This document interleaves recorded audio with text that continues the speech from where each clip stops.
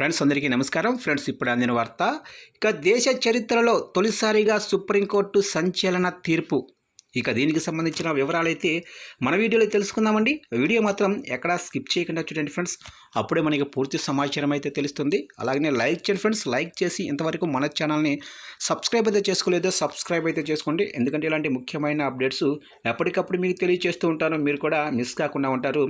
Subscribe అయితే చేసి follow చేయండి ఫ్రెండ్స్. ఇక లేట్ చేయకుండా వివరాలకు వెళ్ళిపోదాము. ఇక రోడ్డు మధ్యలో దర్గా, గుడి, గురుద్వారా ఏదైనా సరే కూల్చాల్సిందే సుప్రీంకోర్టు.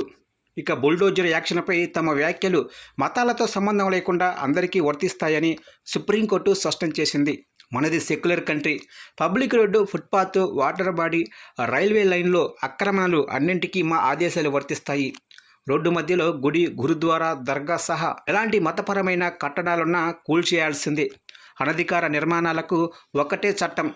వాటన్నింటికీ మతాలతో సంబంధం లేదు అని వివరించింది సుప్రీంకోర్టు.